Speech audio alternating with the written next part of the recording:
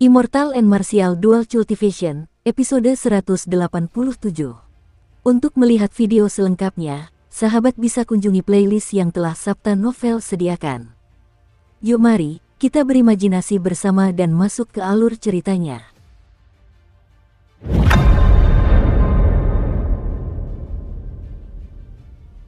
Kultivator berjubah hitam ini adalah sisa-sisa gereja kegelapan dengan roh bela diri binatang iblis. Menurut hukum benua ini, jika seseorang melihat sisa-sisa gereja kegelapan, mereka harus bekerja sama untuk membunuhnya. Lagi pula, pihak lain itu dulunya adalah musuh bersama benua ini. Xiao Chen berpikir sejenak dan dengan ganas mendorong dirinya dari permukaan danau. Dia mengirimkan hembusan angin tinju yang dahsyat ke arah kultivator berjubah hitam itu. Xiao Chen mengejutkan kultivator berjubah hitam itu.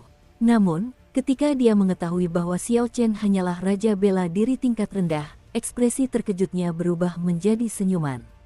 Bocah nakal ini terlalu percaya diri. Kebetulan, aku bisa menggunakannya sebagai sandera dan melarikan diri.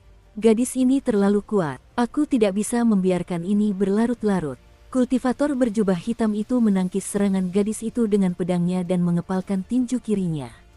Untaian ki hitam berputar di sekitar tinjunya. Dia memperlihatkan senyum jahat saat menyambut tinju Xiao Chen dengan tinjunya sendiri. Hati-hati, ada ki iblis di tinjunya.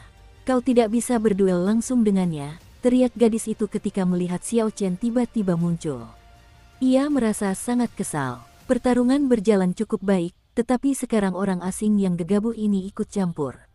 Xiao Chen tetap tenang tetapi tidak terlalu mempedulikan peringatan itu. Dia menggabungkan kekuatan fisik dan esensinya. Ketika menggabungkan esensinya dengan kekuatan fisiknya sebesar 150.000 kg, serangan kekuatan penuhnya kini dapat mencapai 250.000 kg. Ini adalah pukulan puncak Xiao Chen dalam kondisi paling idealnya. Bang! Suara berderak terdengar saat kekuatan dahsyat menerjang. Lengan kultivator berjubah hitam itu langsung lumpuh, semua tulang di lengannya hancur berkeping-keping. Saat kedua kepalan tangan itu bertemu, suara keras terdengar dan menghasilkan gelombang kejut yang dahsyat. Gelombang itu menyebabkan terbentuknya cincin gelombang setinggi 10 meter di sekitar mereka. Di bawah tatapan takjub gadis itu, hembusan angin dari tinju Xiao Chen seolah telah melenyapkan ki hitam itu. Puci, kultivator berjubah hitam itu memuntahkan seteguk besar darah. Wajah pucatnya dipenuhi keterkejutan. Kekuatan lawannya mencapai tingkat yang sulit dipercaya, 250.000 kg kekuatan. Selain beberapa raja bela diri tingkat unggulan yang menguasai teknik kultivasi tingkat bumi unggulan, sangat sedikit yang mampu mencapai kekuatan seperti itu. Aku harus lari. Gadis itu saja sudah sulit dihadapi sejak awal. Sekarang, ada bocah nakal yang aneh ini. Jika aku tidak pergi, aku mungkin tidak akan pernah bisa lolos. Kultivator berjubah hitam itu berputar dan terjun ke danau, berpikir untuk melarikan diri di bawah air. Mau pergi? Bagaimana bisa semudah itu? Xiao Chen melangkah maju dan berteriak. Dia dengan keras meninju permukaan air, dan sebuah ruang hampa besar muncul sebelum pilar air melesat ke udara. Semburan air itu melontarkan kultivator berjubah hitam, bersama dengan ikan dan udang yang tak terhitung jumlahnya, ke udara. Pada saat itu, gadis itu tersadar dan terbang maju. Pedangnya memancarkan cahaya terang saat dia mengacungkannya. Gadis itu bergerak seperti kupu-kupu yang terbang naik turun. Namun, pancaran cahaya pedang gadis itu sangat tajam. Tampaknya sangat padat. Xiao Chen belum pernah melihat pancaran cahaya pedang sepadat itu sebelumnya. Dalam sekejap, gadis itu mengeluarkan ratusan cahaya pedang, menciptakan ratusan lubang berdarah dengan berbagai ukuran di tubuh kultivator berjubah hitam itu. Bang! Ketika pilar air itu jatuh, tubuh kultivator berjubah hitam itu juga jatuh ke danau. Namun, dia sudah mati. Gadis ini tampak cantik dan lembut, tetapi ketika dia bertindak, dia sangat tegas dan tajam. Kakak! Gadis itu memenggal kepala kultivator berjubah hitam dan dengan santai melemparkannya ke dalam cincin spasialnya. Setelah itu, dia mengambil kembali cincin spasial pihak lain. Gerakannya tampak terlatih dan lancar. Terima kasih atas bantuan Anda. Siapa nama Anda? Gadis itu tersenyum lembut dan menatap Xiao Chen setelah menyelesaikan tugasnya. Awalnya, Gadis itu mengira bahwa ketika Xiao Chen bergerak untuk membantu, dia mungkin akan membahayakan keselamatannya sendiri dalam prosesnya. Tanpa diduga, hal itu tidak terjadi. Sebaliknya, dia justru menghemat banyak waktu gadis itu. Dia merasa agak penasaran dengan orang asing yang kuat dan muda ini. Xiao Chen menjawab dengan tenang, "Tidak apa-apa, bekerja sama untuk membunuh sisa-sisa gereja kegelapan adalah hal yang diharapkan dari kita semua." Ketika gadis itu mendengar nama Xiao Chen, dia sedikit terkejut. Dia dengan hati-hati mengamati Xiao Chen. Kemudian, dia tersenyum lembut dan bertanya, "Kamu pendatang baru di tanah terpencil kuno, kan?" Xiao Chen merasa curiga saat menjawab, "Ya, benar.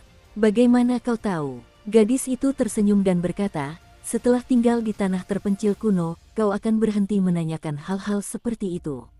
Tolong jelaskan maksud Anda." Gadis itu kemudian mulai menjelaskan kepada Xiao Chen tentang adat istiadat dan alasannya secara rinci. Ternyata, tanah terpencil kuno adalah rumah bagi banyak sisa-sisa gereja kegelapan. Lebih jauh lagi, mereka bahkan membentuk kekuatan berukuran sedang. Namun, tidak ada yang mempedulikan mereka.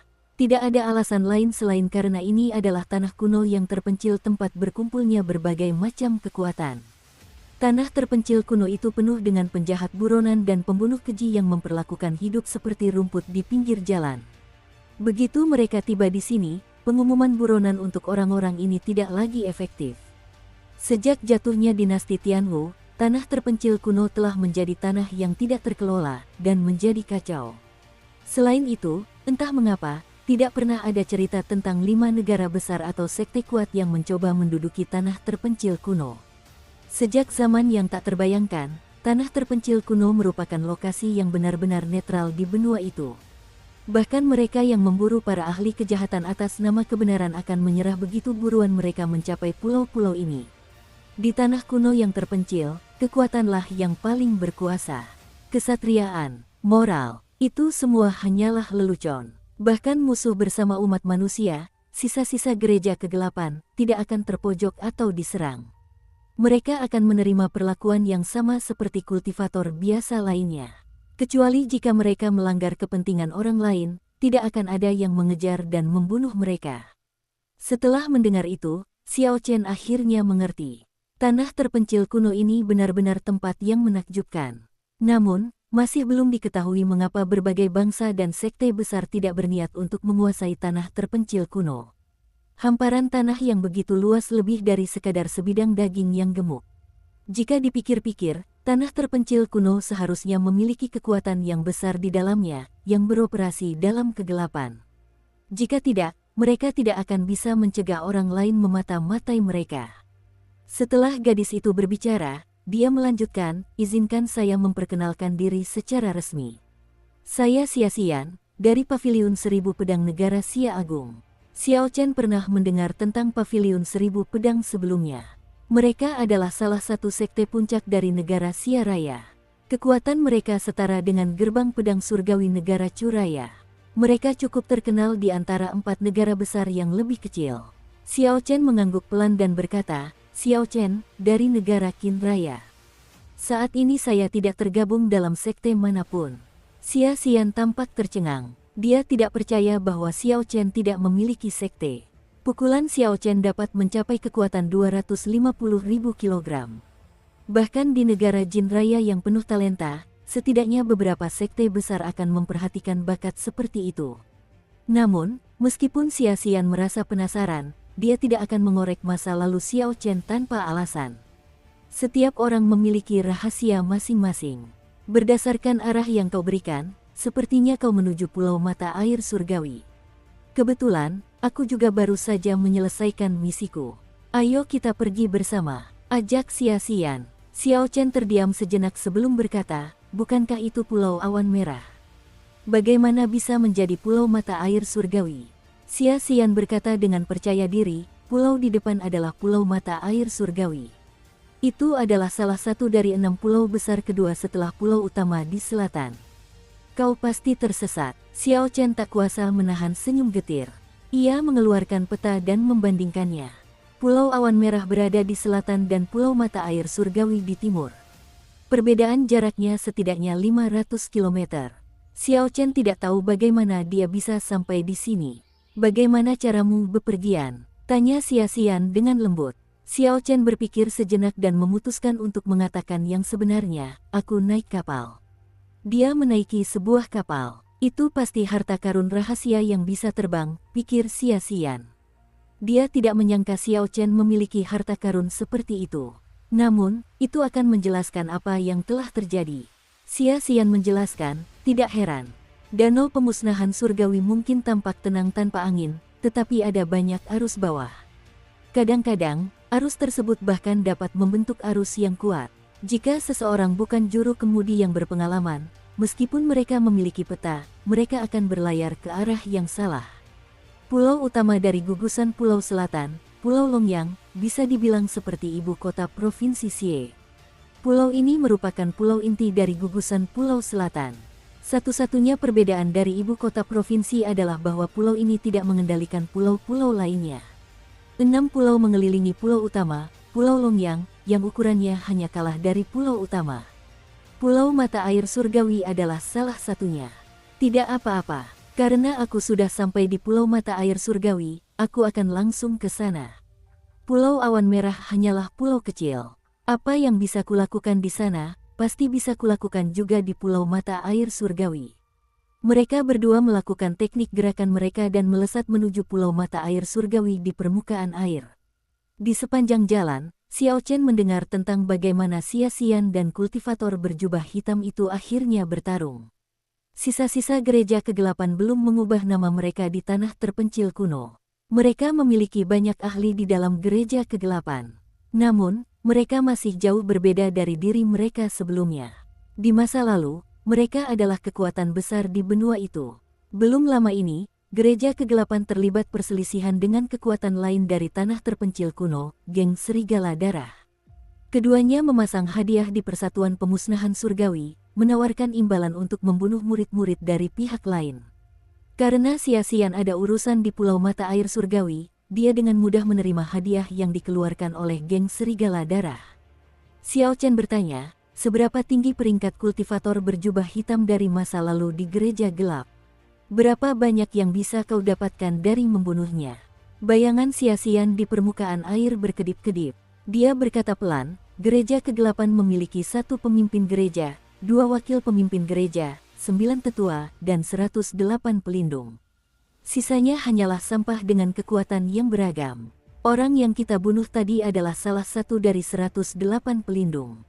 Namun, para pelindung sekarang tidak dapat dibandingkan dengan para pelindung di masa lalu.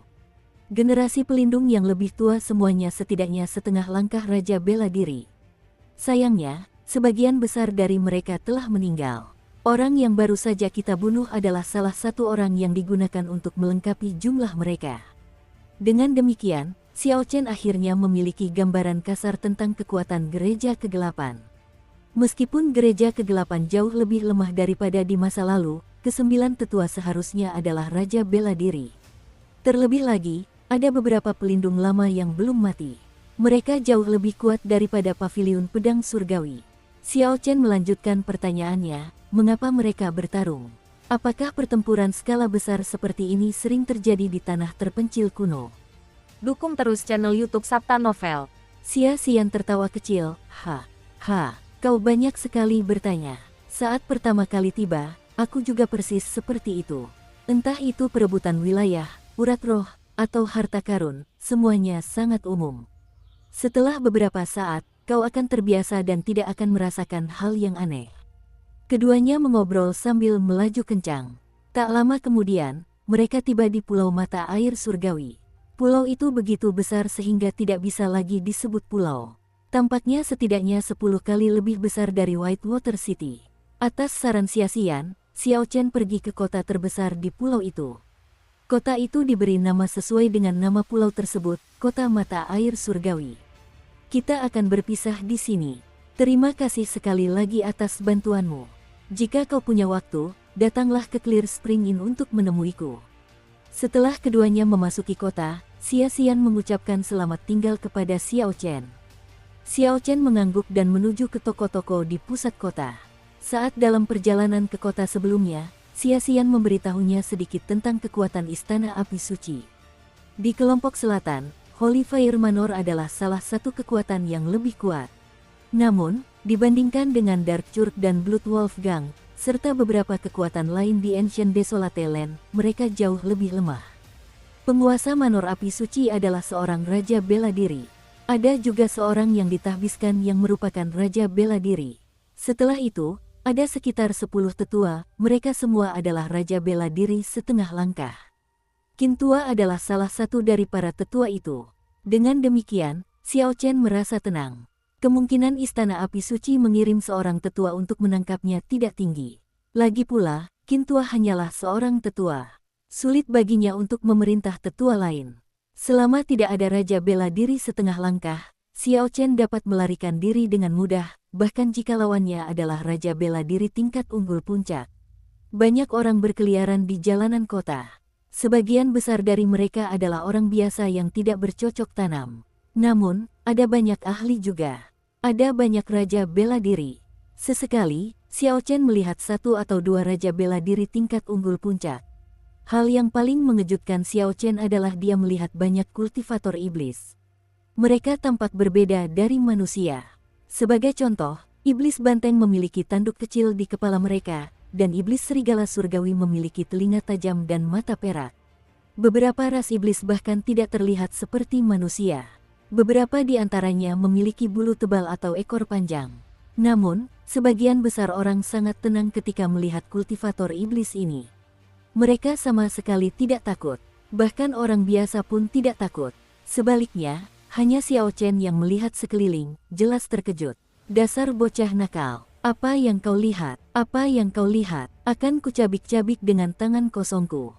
Tiba-tiba, seseorang berteriak kepada Xiao Chen.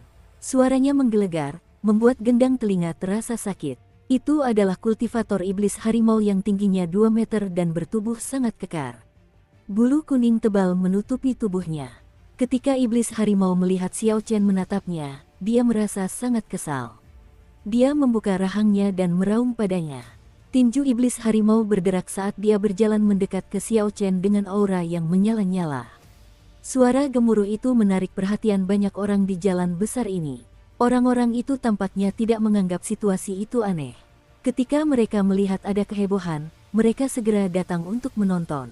Xiao Chen merasa malu. Dia tidak menyangka rasa ingin tahunya akan menimbulkan masalah. Berdasarkan aura kultivator iblis harimau itu, seharusnya dia adalah Raja Bela Diri tingkat menengah biasa. Mohon maaf, saya baru saja tiba di tanah kuno yang terpencil dan merasa penasaran. Saya minta maaf atas kekasaran saya. Ini dia 200 batu roh tingkat menengah. Lebih baik menghindari masalah jika memungkinkan. Xiao Chen sudah menyinggung Istana Api Suci. Selain itu, Qin Tua memiliki beberapa teman bersamanya. Tidak pantas baginya untuk membuat keributan. Lagi pula, Xiao Chen salah dalam hal ini. Dia menatap orang lain seolah-olah orang itu adalah monster tanpa alasan yang jelas. Siapapun akan merasa jengkel karenanya. Jika dia bisa menyelesaikan masalah ini dengan beberapa batu roh, maka semuanya akan baik-baik saja. Kultivator iblis harimau menangkap tas yang dilemparkan Xiao Chen. Dia menghitung batu roh dan berkata, 200 terlalu sedikit. Serahkan 1000 batu roh tingkat menengah, jika tidak, lupakan saja untuk meninggalkan tempat ini hidup-hidup. Melihat situasinya, iblis harimau itu mencoba menipu Xiao Chen. Ekspresi Xiao Chen berubah dingin dan berkata, maaf. Aku punya batu roh, tapi aku tidak akan memberikannya padamu. Ekspresi kultivator iblis harimau itu berubah pucat pasi saat dia berkata, kau benar-benar orang bodoh yang gegabah. Bahkan jika kau menyerahkan batu roh sekarang, itu akan sia-sia.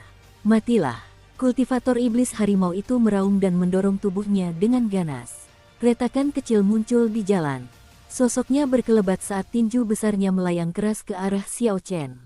Bang, bang, bang. Gambar seekor harimau ganas tampak muncul di kepalan tangannya. Aura kultivator iblis harimau itu langsung melonjak saat dia mengeluarkan hembusan angin dari kepalan tangannya, menciptakan ledakan sonik yang dahsyat. Kakak, Xiao Chen hendak bergerak ketika seorang pria berpakaian ungu melompat turun dari sebuah restoran ke samping. Pria berpakaian ungu itu merentangkan jari-jarinya dan meraih tinju kultivator iblis harimau. Orang asing itu dengan mudah menghilangkan hembusan angin tinju dengan aura yang bergelombang. Sekeras apapun kultivator iblis harimau itu berjuang, dia tidak bisa maju maupun mundur. Pria berpakaian ungu itu berbalik dan berkata kepada kultivator iblis harimau, "Kembalikan batu roh itu, dan kau boleh pergi." Jiang Zimo, ketika kultivator iblis harimau melihat wajah pria berpakaian ungu itu, ekspresinya langsung berubah. Dia menyerahkan kantung batu roh dan segera pergi. Ketika orang banyak di sekitar melihat bahwa keseruan telah berakhir, mereka bubar dan kembali ke urusan masing-masing. Jiang Zimo melemparkan kantung batu roh ke Xiao Chen.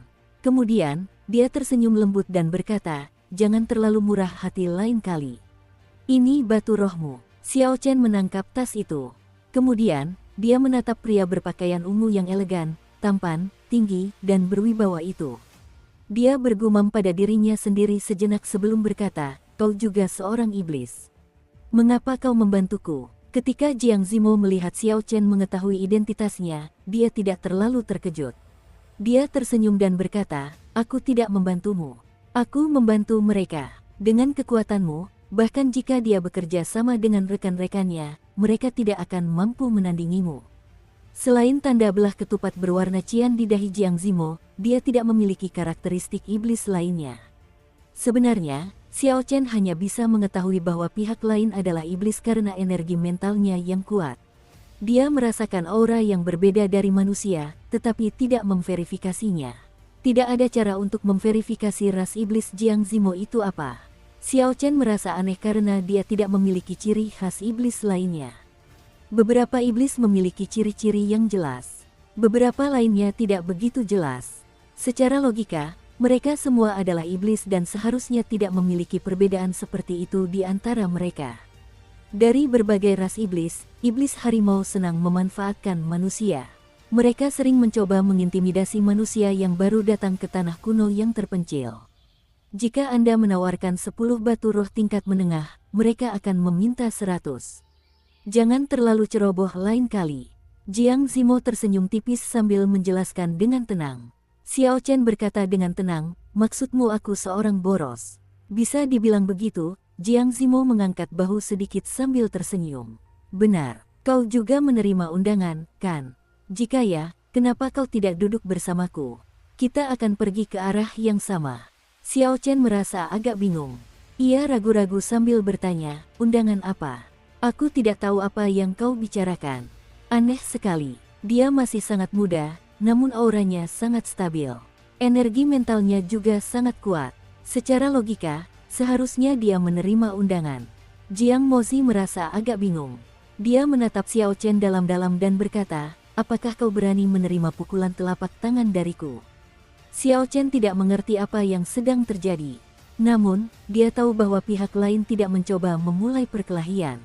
Pihak lain hanya ingin menguji kekuatannya. Setelah ragu sejenak, dia setuju. Lagi pula, Xiao Chen tidak akan mengalami kerugian apapun. Siapa tahu, dia bahkan mungkin mendapatkan beberapa keuntungan. "Maaf atas kesalahan ini." Setelah Jiang Zimo melihat Xiao Chen mundur sejauh 100 meter, sosoknya melesat, dan dia melayangkan serangan telapak tangan langsung ke wajah Xiao Chen. Pukulan telapak tangan ini tampak biasa saja, dan sepertinya tidak terlalu cepat. Bahkan tidak menghasilkan angin sama sekali. Tidak ada fluktuasi di ruang angkasa juga. Sangat polos. Soal aura, itu bahkan tidak mencapai 1% pun dari apa yang telah ditunjukkan oleh kultivator iblis harimau sebelumnya. Ini adalah perasaan yang sangat aneh. Rasanya seperti anak-anak kecil bermain rumah-rumahan. Jiang Zimo berkata dia akan memukul Xiao Chen, dan dia langsung melakukannya dengan cara yang tampak biasa saja. Tiba-tiba, ekspresi Xiao Chen berubah menjadi serius. Ia berpikir dalam hati, intisarinya ditarik keluar, tidak boleh ada yang bocor. Semua energi terfokus di telapak tangannya. Tingkat kendali seperti itu sangat menakutkan. Ada pori-pori yang tak terhitung jumlahnya di telapak tangan. Sadar atau tidak, seseorang biasanya akan membiarkan sebagian aura keluar dari telapak tangannya. Namun, Jiang Zimo berhasil tidak mengeluarkan energi apapun dari telapak tangannya. Terlebih lagi, meskipun telapak tangannya cepat, ia tidak menghasilkan suara atau angin apapun. Dia telah menyatu dengan alam. Bahkan sebagian besar raja bela diri pun tidak dapat mencapai keterampilan seperti itu. Seseorang harus berlatih selama puluhan tahun dan memiliki bakat luar biasa sebelum dapat mencapai hal ini. Telapak tangan Jiang Zimo telah tiba sebelum Xiao Chen. Tidak ada waktu untuk berpikir. Karena dia setuju untuk menerima serangannya, dia tidak bisa menggunakan 9 transformasi naga pengembara atau metode rumit lainnya untuk menghindar. Dia hanya bisa menghadapi serangan telapak tangan ini secara langsung. Xiao Chen mengepalkan tangannya, dan tulang-tulangnya bergerak. Seluruh kekuatan di tubuhnya terkumpul. Gambar seekor harimau dan seekor naga berputar-putar di sekitar lengannya sambil meraung. Xiao Chen meningkatkan auranya hingga puncaknya. Karena dia tidak bisa sepenuhnya menahan auranya, dia memutuskan untuk melepaskannya semuanya dan memamerkannya dengan sembrono. Bang! Kepalan tangan dan telapak tangan berbenturan, dan angin kencang bertiup.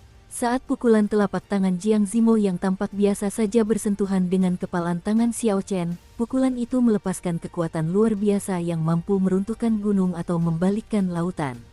Angin kencang berhembus ke segala arah, dan ikat rambut yang mengikat rambut Xiao Chen terlepas, menyebabkan rambutnya kusut berantakan tertiup angin. Bajunya berkibar-kibar, angin membuat sulit untuk membuka mata. Kekuatan dahsyat itu menyebar dari lengan Xiao Chen ke kakinya, lalu ke tanah. Batu-batu bata di jalan hancur berkeping-keping. Angin kencang menyebabkan pecahan batu bata beterbangan dan berputar mengelilingi keduanya. Lengan Xiao Chen terasa pegal karena hampir terlempar. Sulit membayangkan bahwa sesuatu yang begitu tenang bisa meledak dengan kekuatan yang begitu dahsyat. Selain itu, energi pihak lawan tampak tak berujung dan tak kenal ampun. Rasanya seperti sungai yang terus mengalir tanpa henti, menerjang Xiao Chen. Aku tidak bisa terus seperti ini. Teknik kultivasi pihak lain agak tidak biasa. Energi dari telapak tangannya sangat merata. Dari awal hingga akhir, tidak menunjukkan tanda-tanda melemah.